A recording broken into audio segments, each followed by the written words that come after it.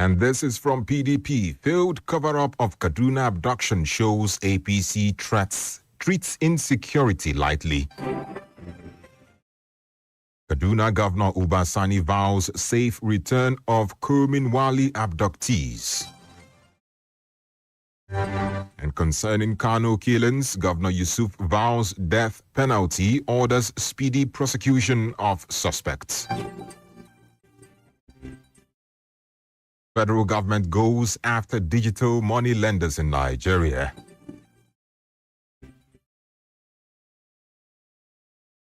Abure-led Labour Party rejects ruling recognizing Usman faction to appeal judgment.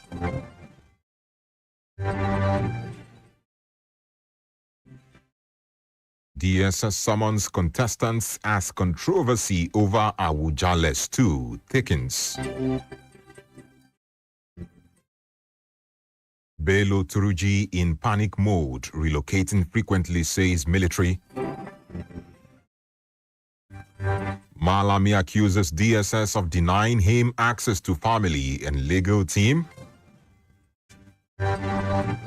Billionaire Deji Adeleke dismisses paternity allegations against son Davido, blames blogger Kemi Olunloyo.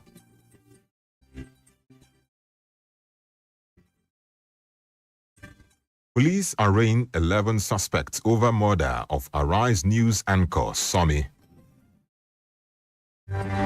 Lastly, on the local scene, Ilorin court jails man 5 years for illegal mining in Kwara. And moving on to the foreign scene, Trump drops tariff threat, says he won't use force to take Greenland. Putin says Russia to review Trump's invitation to join proposed Board of Peace. Guinea-Bissau set to hold general elections on December 6. New Zealand to hold general election November 7. And moving into the world of sport, NFF awaits FIFA window before preparing Super Falcons for 2026 WAFCON. AFCON 2025 CAF fines Algeria $100,000, suspends players after Nigeria clash. And those are the major headlines making the rounds this morning. It was compiled and edited by Adeyemi Adewale. My name is Nedu Okorie. For sponsorship or advert placement, kindly contact our sales and marketing office on 0912 9294 332. You can also call 090 7722 7120. Up next is the Diamond Breakfast Show, where we have an in-depth analysis and discussions on some of the topical stories. You can also follow us on all our social media platforms, particularly on www.diamondfm.net and all other social media pages. To stay with us. We'll be right back.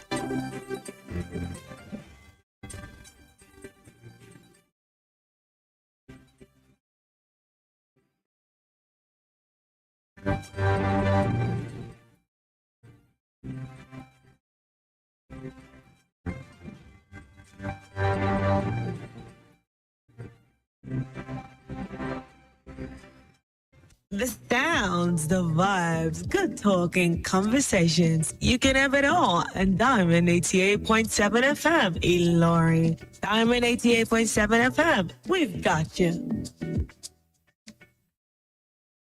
The major talking points in Nigeria are always on the lips of the citizens. What's going on in this country? Look at smaller countries taking lead, and you call yourself giant of Africa. Yeah.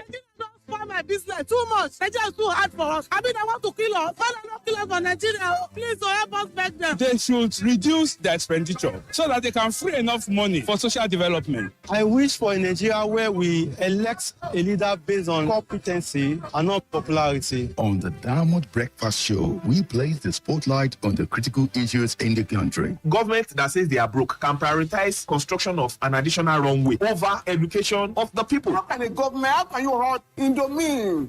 This is intolerable. It's provocative. Now, you see, when you look at our democratic journey, we are yet to practice the new democratic system in Nigeria. Join us on Mondays to Friday on the DVS from 9 to 10 a.m. The Diamond Breakfast Show, amplifying the voice of the people.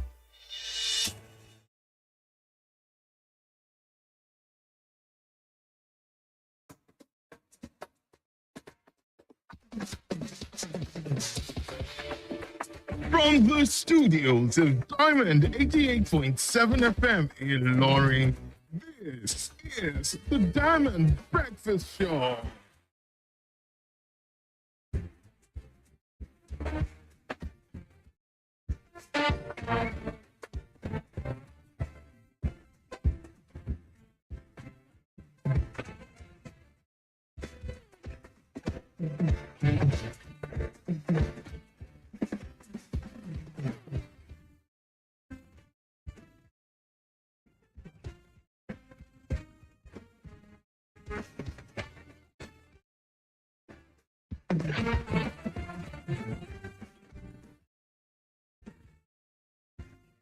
All right, a very wonderful morning to you, great people of Nigeria. Good morning, Kwara, and good morning, people of Ilorin. Good morning, Diamond FM family. Welcome to your shining supreme station. This is Diamond Breakfast Show, where we normally analyze issues of national importance and issues that are trending on the national dailies. Well, before I commence this morning, there's an African proverb that says that the battle of grasshoppers is a feast for the hawk. Yes, and this proverb actually warns against internal division and lack of communication, which leaves, the community vulnerable to threats from outside. There is also another African proverb that says two ants do not fail to pull one grasshopper. And this actually highlights the collaboration and combined efforts between, citizens and partners, which is very essential to, securing and overcoming any challenge that is confronting a society. On that note, I welcome you to the program. Well, this morning we have three important topics to discuss. We'll be taking a look at, miscommunications as regards security matters stemming from the Kajuru mass abduction in Kaduna State. We'll be taking a look at the initial denial and, the eventual acknowledgement of the incident, as well as the outrage by the public. Then from there, we'll move on to, education matters and a hope for an end to this, BSc and HND dichotomy, the discrimination against the HND certification. While the Ministry of Education is making a new reform to put polytechnics back in shape for technical advancement.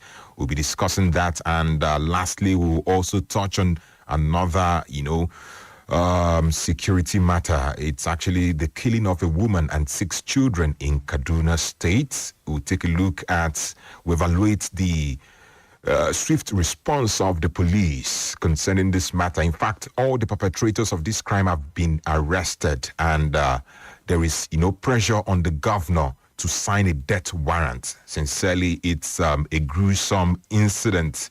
In fact, we'll delve into the matter this morning. And to discuss these issues, my guest is still on his way, but let's discuss this morning on these issues. Let's talk about the Kajuru mass abduction in Kaduna State.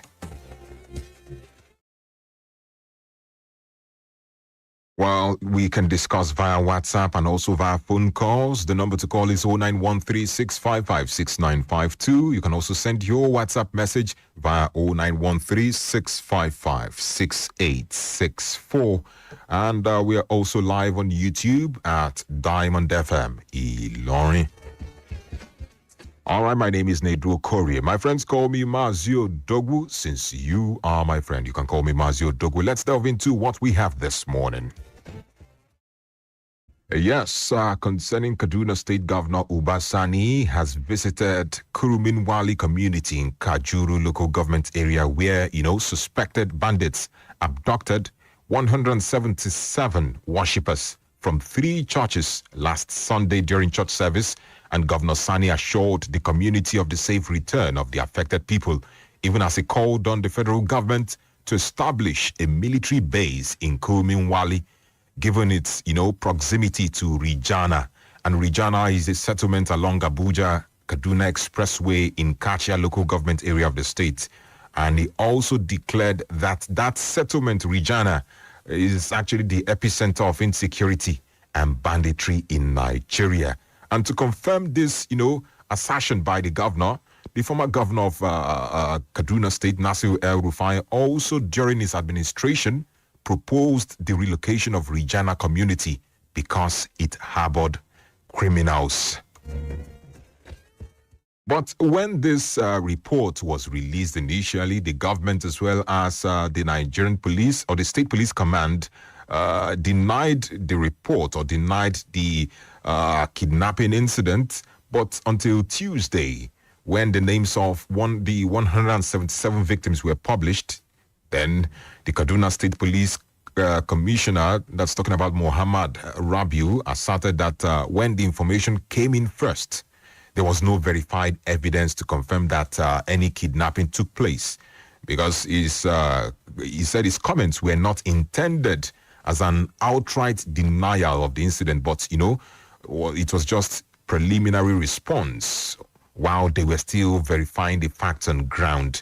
Well, many public figures, many individuals, many in the community, in the state have also, spoken out. The Christian Association of Nigeria, in a press release by its president, Archbishop Daniel Oko, condemned the Nigerian police force for handling communication lapses around the abduction, and he accused them of generating confusion and heightened fear. And a group known as the Adara Development Association in the state also accused security officials and the local government chairman of suppressing the truth, and they demanded a public apology. But let's discuss this morning right now where these areas have been declared as, the epicenter of insecurity and banditry in Nigeria. What should be the response of the federal government? The phone line is open right now, 0913-655-6952. That's the number to call. Let's discuss this morning. Hello, good morning. Hello, good morning, Odogu. Good morning. This is Mr. Davis calling from Shao. You're welcome, Mr. Davis. But you see, it is very unfortunate that each time there is abduction or kidnapping, the police will not come out right way in the first instance. I believe as a security officer, they need to have the facts in hands. But not that they will deny it outrightly. I think what I expect the CP to do as at that time is that we cannot confirm or deny it, but we get back to the placement and let them know the truth. That's on the police side. Okay. You see, that area, once it is known as the epicenter of kidnapping or any other nefarious activities, it is high time for the federal government to go and locate a security barracks, either a military barracks or the Air Force barracks in that area, so that it will help those within the vicinity and beyond. My prayer is that those who have been kidnapped or abducted, God should bring them back safely in Jesus' name. All right. Thank you so much for your contribution, Mr. Moses. Well, still talking about Kaduna State, we all know that Kaduna State houses various military infrastructure. That's talking about the ND and various other. The Defense Academy is actually located there, Navy and all others. Despite all this insecurity, it is stated that Rijana community in the state is the epicenter. But why is this still going on? And this is the question we are asking this morning. Hello, good morning. Hello, good morning. Good morning. I'm Bamidele. I'm calling from you. You're welcome, Mr. Bamidele. General,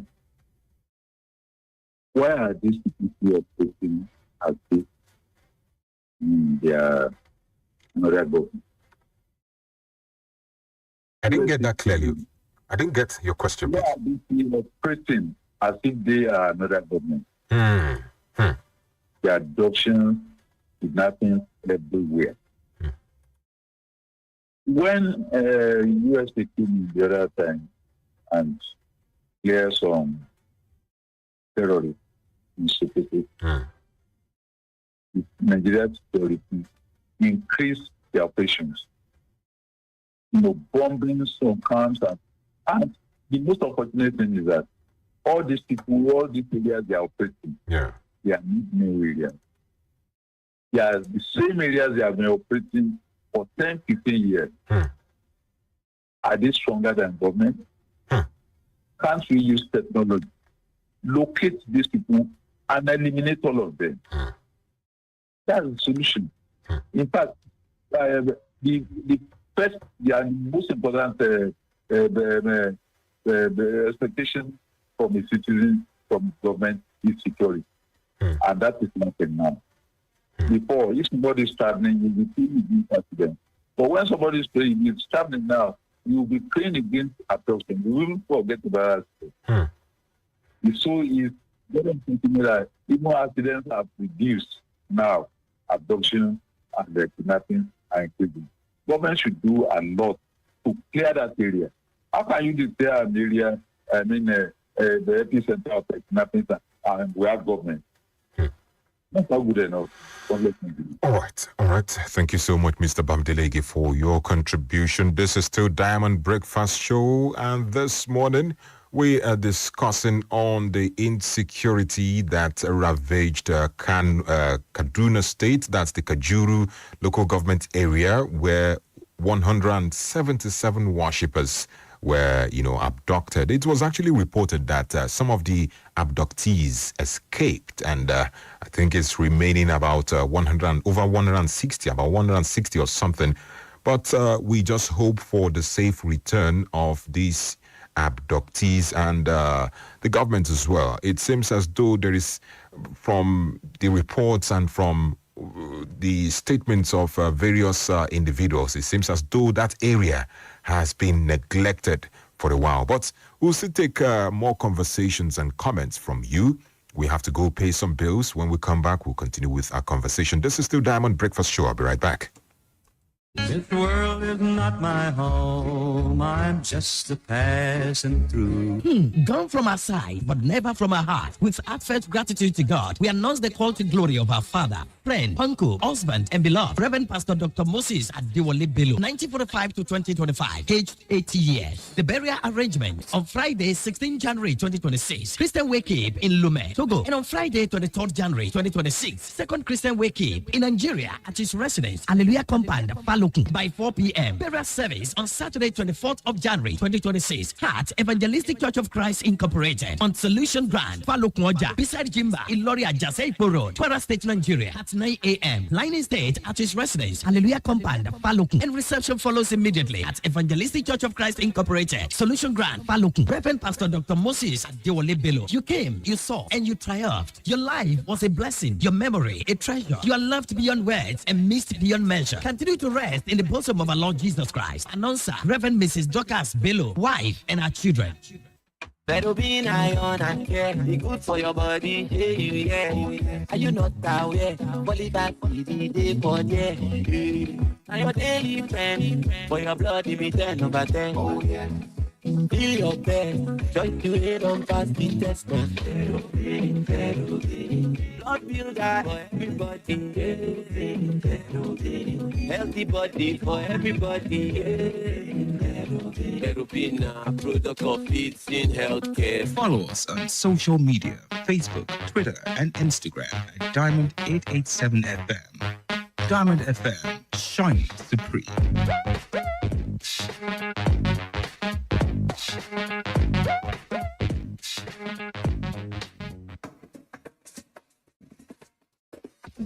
All right, we're glad you're still listening to your shining supreme station, Diamond 88.7 FM, and the program is Diamond Breakfast Show. And this morning we're discussing an important matter. We are looking at the communication gap regarding the Kajuru mass abduction in Kaduna State.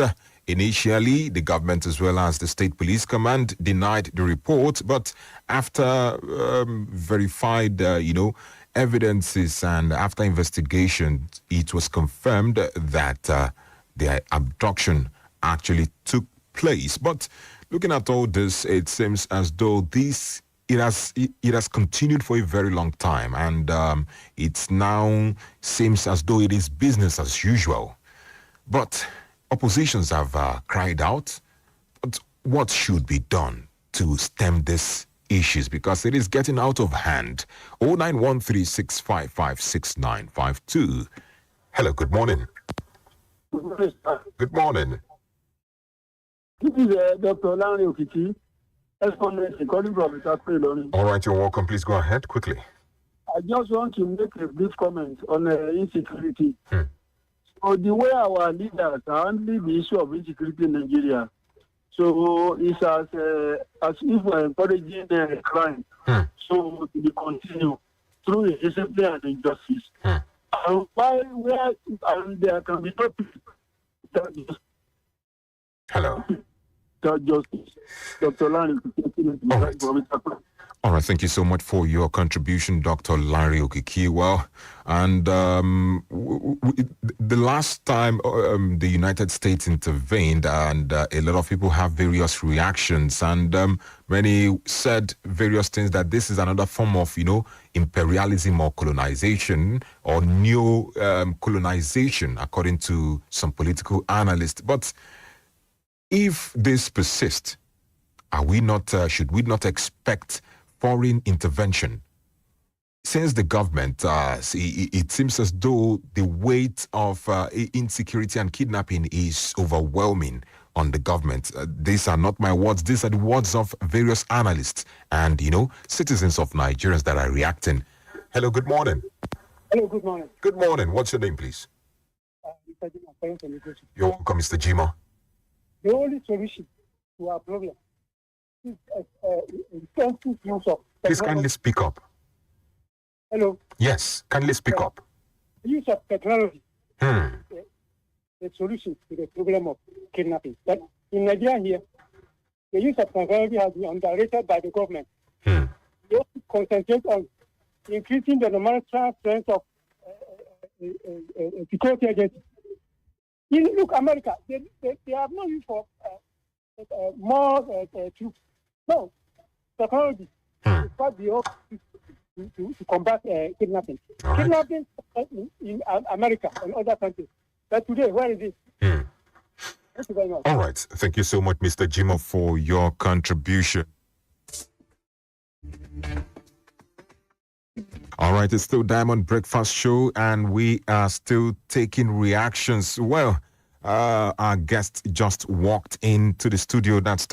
He's a public affairs analyst and also a lecturer. That's talking about Mr. Tunji Alu. You're welcome into the studio. Good morning, sir. Good morning.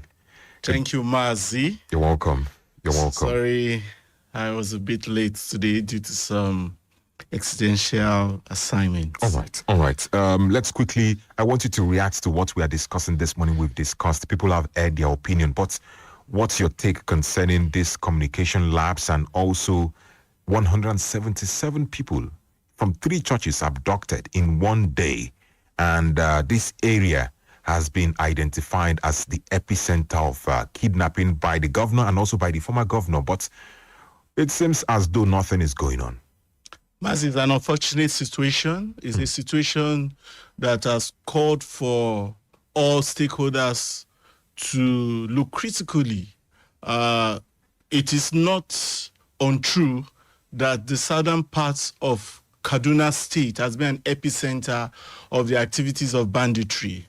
As you agree with me, they have a history, very long history of banditry and terrorism cutting across the forest reserves between Jos Plateau and Kaduna. Okay. And because development, so to speak, presence of federal government has not been effectively present in those areas, bandits have a free day cutting away human and material resources before what we call first responders call could attend to them. If you notice yesterday when Governor Obasani visited that area, you saw the road that led to that place is a Rikikiti Jaga road. Let me borrow that language from one of the Abdul Karim's activism through his song, that Nigeria Jaga Jaga. Before they could respond, that road alone is enough to put the lives and properties of people of southern Kaduna, particularly Mazi Kajuru. Kajuru has a serious, I've lived my life, more than 20 years of my life in Kaduna, Kanu, Maiduguri, and Plateau State. And that area is an area that borders Plateau State. It's a forest area.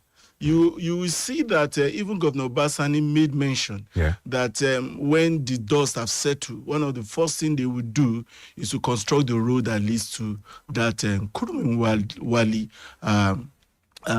this thing. But I think that the government should have been proactive. One, why do I say so? There's an article outside that say Inka gangemu woniya na kuni wase kasaru anaka. If you see the mustache, the beards of your friend on fire, without even asking questions, just get water and put on your own.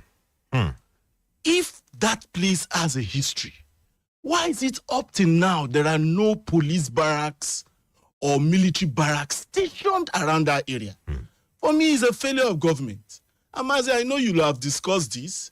Do you know that the police denied it at first?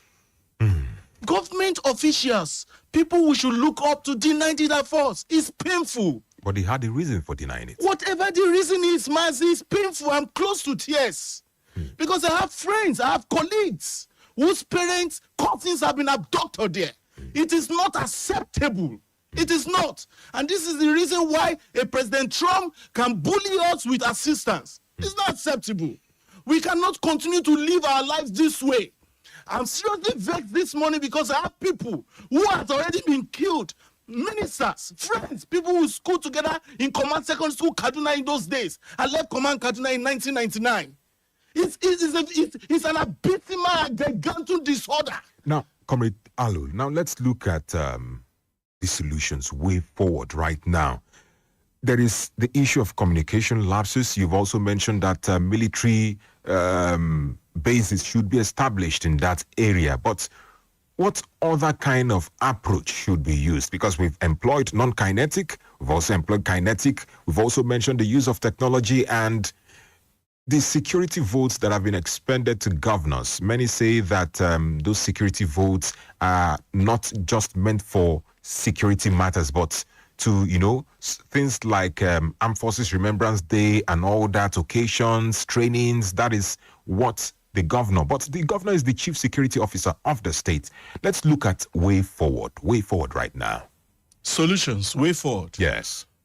Whether kinetic or non-kinetic, the first thing, looking at the situation as it is now, the first thing I want the government of Kaduna State vis-a-vis all security aperture around that area is that intelligence gathering should begin. Number one, everywhere should be flooded with int officers, whether int in the police, int in the Nigerian military, int in the civil defense. Whatever military or paramilitary apparatus that is within that state, all intelligence officers should be deployed on civil clothes, with beards, big stomach. They should be everywhere within the southern Kaduna. We know those areas. We know Angwamuro. We know from Angwamboro, Marafan Jos. When you drive down all those corners, we know where all those people are. We know them. Mazi, it is not as if they do not know. We know. All it takes, like you have said, all those solutions that you have listed before my arrival, and even the ones you recapped just now. The other thing I think we should do that can be effective is having intelligence officers all around. The bandits have intelligence officers. They do. They come around within the community and stay there for 1 month, 2 months. There are also speculations that these individuals are not carrying out their acts on their own. Definitely, they have sponsors. Definitely, they do. They have. Do you think it's because of these sponsors that they have not been apprehended? Yes, I think so. I strongly believe.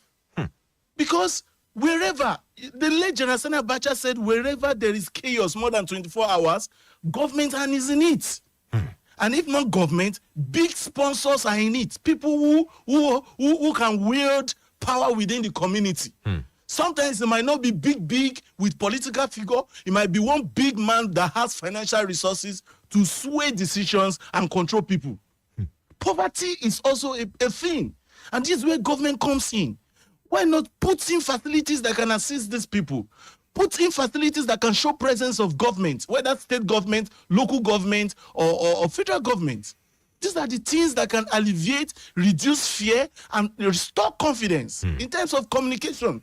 All right. Thank you so much for that contribution. It's actually a disheartening incident, and we hope that the government will actually, stem the tide of kidnappings that is going on across the country. But let's take messages from our WhatsApp platform before we go on a commercial break. This one says, good morning, Nedu. Okay. All right. Thank you so much, Mr. Yemi Ashaji. Said, I fell in love with your parables this morning. And it says, I want to believe that as at the time of denial, the government have not been fully briefed of what actually happened. It is better to deny such happenings than to give fake news. The present governor is not one who toys with security in the state. What is important now is not the denial, but the quick rescue of the victim. And he also says that one thing we must understand is that the hunter is wise and better prepared than the hunted. Security problems in Nigeria is multidimensional and as such cannot be solved at once. It is not as easy as we are made to understand. Our security agencies are doing their best. We can only keep on encouraging them. You want to react to that? I disagree with that line where he said it's better to do something than to give fake news. It's better. What should have been done? It's better to apologize that we gave. It's better to apologize that we gave you fake news. Okay. Then look at the response time. If they had responded swiftly on that Sunday, they will have retrieved more than half of those 177 people. So you're saying that denial shouldn't have been. It should have been, okay, we'll investigate to ascertain whether it is true or wrong. At all. Mazi, they said your child stole. And they say it's outside, they are beating and say, no, it cannot be my child. You stand The first thing you have to do is to run out. To investigate. Is it true or not?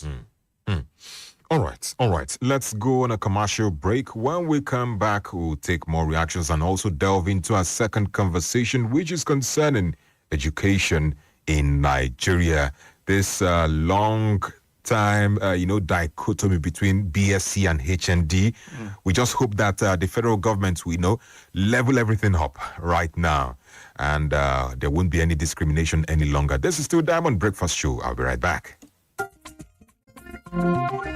My fellow country people, I hope say you don't hear about health insurance policy wey Kwara government dey talk about today. The information na confirm and the thing good for you and me as a person and as family. This health insurance, e dey for everybody, for papa and mama. This health insurance also dey for people wey get HIV/AIDS, tuberculosis, even pikin under 5 years, plus including pregnant women. Me and my family don register with just small money. My friend, you fit go any hospital where they do health insurance, whether na public or private hospital. Pay small money and register sharply. With that money where you pay for your family, it go cover you for 1 year.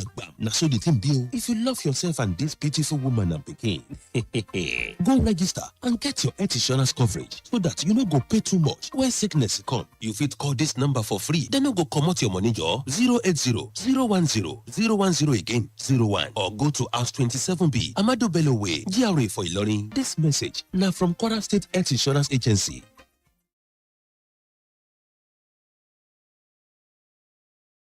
Diamond 88.7 FM. All right, you're welcome back from that commercial break. You're still listening to your Shining Supreme station. All right, still talking about, and I'm being joined by Comrade Tunji Alu. All right, this message says, okay, merci Udogu. Okay, Yoruba adage goes thus. Okay. It says the meaning of the adage actually, it says that a loss of culture is the loss of value. We had our traditional religion embedded with spiritual weapons that were used to deal with evildoers. But years ago, our religion has been taken over. We prayed in Islam and Christianity and Christian way, but with hypocrisy. Unfortunately, we have lost all our fathers who know the details of our traditional religion. If not, how can Obas be kidnapped and detained for months? This is an unfortunate incident. This is from Prince Bankole Owakajola, and he's saying that our traditional institutions have been suppressed to the extent that they have no potency. This is what he is saying. Well, our hope is that the abductees return safely, sincerely, and the tide of kidnappings and abductions reduces. All right, let's move on to our second conversation. The move by the federal government through the Ministry of Education to unveil, plans and reforms to end the long-standing higher national diploma, that's the HND dichotomy, by granting polytechnics the authority to award degrees. Wow.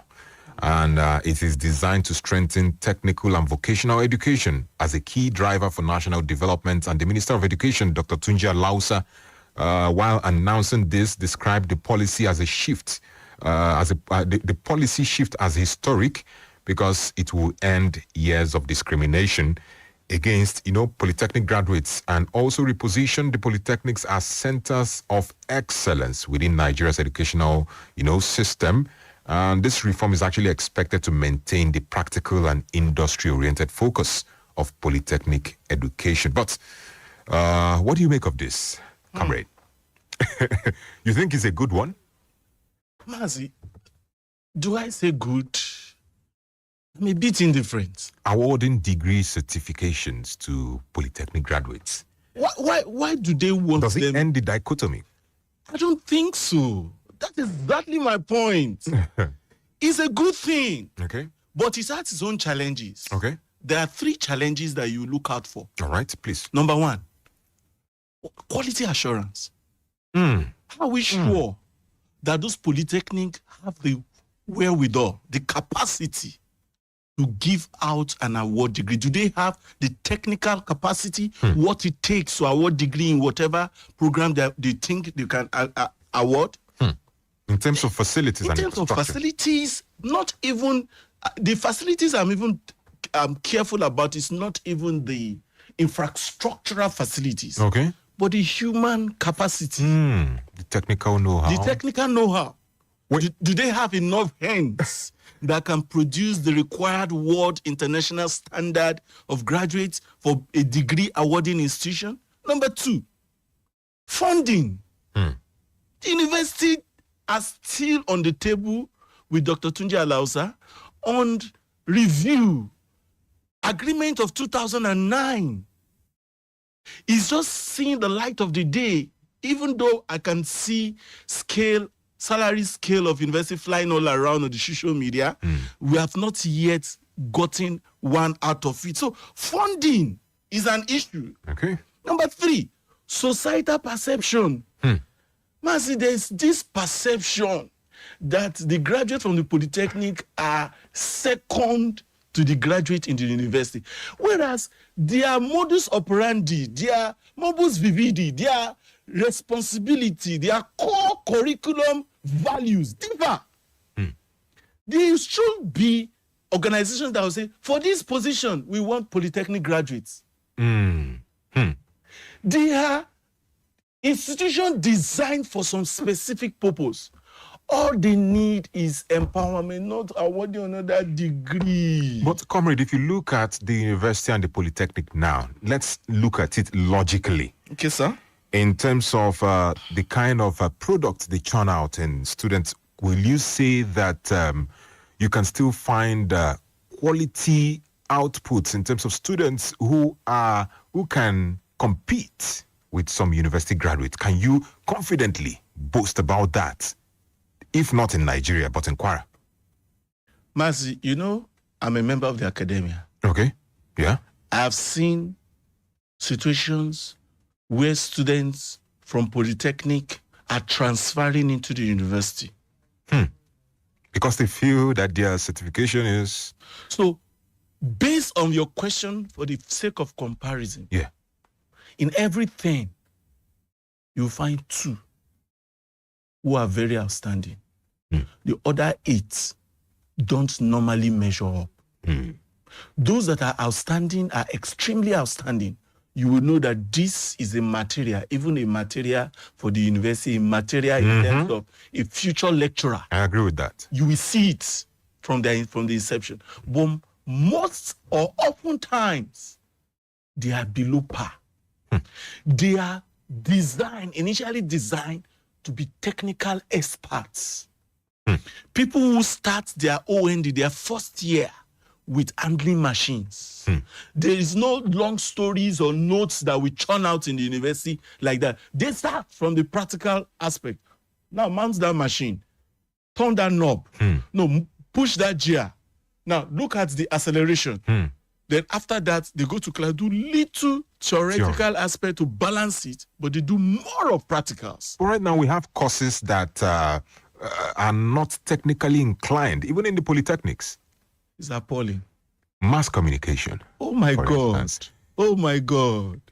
Mass communication, there's a lot of alterations, arbitrations, different things that have come into the system. I will not be surprised if a Federal University of Agriculture is now awarding a degree in medicine. Now, looking at this reform, do you think that that discrepancy or that, substandard output from polytechnics will be improved with this reform? Do you believe so? Do you think so? Mazi, I don't think so. This is not the first time government is doing this. That's why I listed societal perception as my third challenge for this policy. Now, let me be fair to government. Is a policy that wishes to empower equality, equal opportunities. Okay. Not equality per se, equal opportunities. Okay. I think the policy tends to want to make technical education more attractive. Yeah. Which is a plus for government. And I also think that they intend to want to push industry values to the society over certificates. True. If that is the idea of government, 100%, they did well. But whether to say that BSc will be equated with HND, that dichotomy, is still a long way, my brother. Government have attempted to do that severally. I have colleagues in Nigeria immigration, and I'm going to say it, who cannot move to the next round because they're HND graduates. I have them. Nigeria Immigration Services. All right. Now, still looking at this, now this reform is a welcome development, and we are actually optimistic, but to ensure sustainability, to ensure sustainability on the part of government, what must be done? For sustainable impact, for continued impression on the populace and the people to kind of increase or close down parity. Number one, funding. We cannot escape funding, Mazi. Create 30 polytechnics today and make them a degree awarding institution. If there is no funding, the aim is defeated. We cannot run away from funding. So government must look at funding of tertiary institutions critically. All right. Thank you so much. Our time is fast spent. Let's take some reactions concerning this particular topic. 0913-655-6952. And the second conversation is regarding the long-standing dichotomy between degree awarding certificates and HND certificate. The federal government is planning to put the polytechnics back in shape for technical advancement. What do you make of this? Hello. Good morning, Uncle. Good morning. Good morning, sir. More wisdom. Thank you. This is what you're looking for airport, Learning. All right. In fact, your analysis is so clear. On the first issue, please, Mr. President needs to do a lot by calling all the state governors, all the local government chairmen, is to give them free hands to work. And the regional rulers must be included, including the 10 reps. They're supposed to sit down, and they're to borrow from former president's time, Baba Obasanjo, and they're to borrow from white land too. This is too much. The Kaduna issue is sad. All right. It's sad. They should look into the issue on their awarding. They need funds for it because federal government needs to produce many policies. There's no follow-up. Follow up. Thank you so much. Thank you. It's a welcome idea. Well done. Thank you so much, Prophetess Ayodele, for your contribution. This message says, good morning, Nedu. The best solution to the problem of banditry and kidnapping is public execution by firing squad. It will curb it totally. The president should use veto power to make the decree. or law. Well, you didn't state your name. Okay, Folaromi Taylor, thank you so much for that contribution. Hello, good morning. Hello, good morning. Good morning. You're welcome back, sir. On the issue of denial by the government and police is fake news. It's fake news. What the meaning of fake news is something that happened and you are denying it, or something that didn't happen and you are claiming it happened. So that one again itself is fake news. Coming to within the university dichotomy, economy. Every government has been talking about. University program is totally different from university program. They award the degree. No, the polytechnic they are for the technical program. All this it's only in Nigeria you have a HND in mass communication. And if they can follow that one, it will help a lot. So no need saying they must award degree. Let it remain ND and HND. And let the government, like your guest said, they put a lot of resources. That will be more help us. Thank you so much for that contribution. Richford from GRA Lawrence says that educational reform is a policy somersault and misplacement of priority. Even in developed climes, HND qualifications still exist and is thriving big. The minister towing that line is actually defeating the purpose and essence of establishing polytechnics. Absolutely. All right. Concerning the insecurity in Kaduna, Richford said that it's not rocket science for the police to have had a swift response in investigation and launch countermeasures if found true, instead of denying what they have not verified. Denial was a confirmation of verified investigation. All right. Elder Yemi Ashajo says in Nigeria, we place too much premium on certificates rather than what one has to offer. And that is what is responsible for certificate racketeering. There are so many people today parading certificates they cannot defend. Talking of standard, there is just small difference between university and polytechnics in Nigeria today. That is why I laugh when University of Technology is crying of having no electricity in its schools. Handout teachings is the deal in most universities today. Oh, thank you so much, Elder, for that message. Aliu from Ilorin says, this is sad story about recurrent threat to life and properties of innocent Nigerians. Thank you so much for that message. And one more call. All right.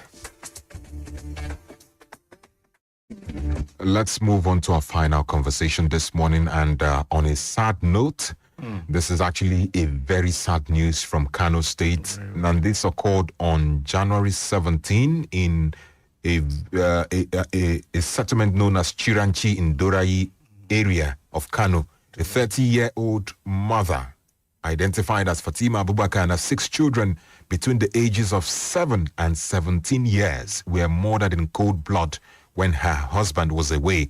And eyewitnesses and neighbors had to rush to the scene when they heard screams for help. Someone was crying, "Umar, please don't kill me." But it was too late when they got there. What they saw was a scene of horror. Blood splattered all around, and it was reported that attackers used sewing machine to... In fact, they alerted the police, who came and, carried out sting operation and ransacked the premises. But thank God, one of the suspects hiding in the toilet was found and seized, and later led to the arrest of other gang members. And it was actually confirmed that that person hiding in the toilet was the nephew to Fatima. But we've not confirmed or known the motive of this act. But the police have already arrested, and in fact, we appreciate the police for their swift response. The chairman of the Senate Committee on Police Affairs, Senator Ahmed Malam Madori, personally appreciated them for that swift response. And many have been calling for the governor to sign a death warrant, in fact, without mercy. What do you make of this? This is actually sad news. This is a very sad one, Mazi, for Mrs. Fatima Abubakar, who met... for Mrs. Fatima Abubakar, who met her untimely death.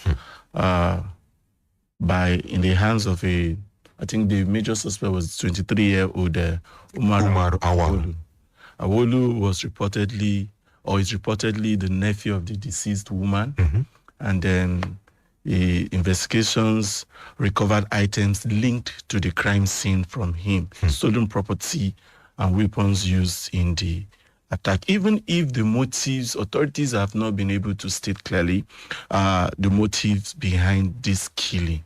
But preliminary investigations suggest revenge, financial disputes, personal grievance, and attempts to take over properties. I think these were the local information we got from Chiranchi in Kano State. Like I said, I've lived in Kano, and we never heard of, apart from religious crises, this type of killings are normally strange in the north. It's an unfortunate incident. This is like a family crisis that, I don't know, spiraled or went out of hand, I think. And for someone of that age, 23, and his accomplices, Isiaku Yakubu, 40 years, Yakubu Abdulaziz, 21, all from Kano. I don't know. Don't we need to discuss or find a way to discuss the kind of mindset that they have? I don't know. Mazi, in terms of their disposition or their disposition to lives of fellow human beings. True. You have hit the nail on the head. The average Kano man, to be fair, let me not say the average Kano man. I think the street urchins, they have little or no value for life. You have heard about the Yandabas? The Yandabas in Brigade. I lived in Brigade for some years. Okay. The Yandabas, they come out with knife. My younger brother is a medical doctor, still in Kano. One of the 5 o'clock jogging he normally do. Yeah. Somebody just came out from nowhere and tried to stab him, collected his phone, and he left. So life is brutish in Kano. Life has no value. And there are 3 things I think are germane and fundamental for that. Number 1, poverty. Poverty makes the average street urchin in Kano to feel it is either I survive or I survive. So life is nothing, even if it's to kill to survive. Number 2, unemployment. They are not gainfully engaged, so they are used for whatever. If there is a riot today, you have more than 1 million street boys who are ready to jump into the street. Unlike when you go down south, where many of them are in school, they have no reason to just go into riots. There are more people. There are more people who have something to lose when protesting in the south than in the north. And the last one is drug abuse. There is a lot of drug abuse on the streets of Kano. If you hear of choir, choir is drug. There are Colorado tablets you have not heard of, tablets that are used for oxys tramadol. All these things are used to numb their senses of feeling of empathy and pain. So they go into heinous dastardly acts without a pinch of remorse or emotion. So the government, the people of Kano, especially the clerics, have a lot to do in reviving, reorientating the heart and minds of the youth. Well, to add to that, I think illiteracy also has a role to play. Yes. In this kind of act, because when one is gainfully knowledgeable to a certain extent, there are things you will not dare do. At all. Well, we thank God that talking about traditional rulers, the Emir of Kano Muhammadu Sanusi II has urged the governor not to relent in signing their death warrant. And this is actually the call by many other Nigerians. Let's take few reactions, or one reaction, then we'll call it a day on the program. All right, this message is from, you didn't state your name, but it says the Kano killing on ground is not debatable. Rather, it is over to the government to take the necessary action. He who kills by the sword must die by the sword, and all those involved must die accordingly. Okay. Bankole Wakajula, thank you so much. Elder Yemi Ashaju says people kill for fun and go away with it in Nigeria, all because there are no sanctions. The one in Kano is not because it has just happened, but I can assure you that in the next few months, nothing would be heard about it anymore. They have a way of bearing such cases, and if it is insecurity, what type of insecurity can we call that, and who is to blame? All right, we have to call it a day on the program this morning, and one message we have to leave is that Nigeria is for everyone and not just for no one. We have to have kindness and empathy. We, at least from last year to this year, we have seen an improvement in terms of the economy, but insecurity is still a major problem. It still lingers. But let's round off this morning. Your final note this morning, quickly. I'll end my view this morning on a more solemn note.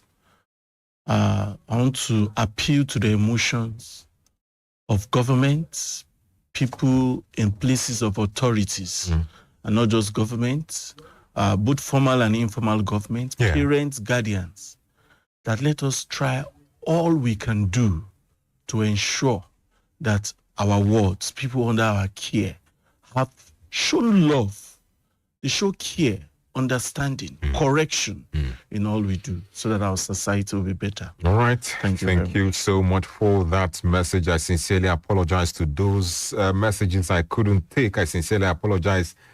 Elder Fagbemi Esquire, I apologize personally to you. I apologize. We have to call it a day. My name remains Nedu Okorie. We have to do this again tomorrow. Hopefully we'll discuss further on the last topic tomorrow. Have a wonderful day and stay safe.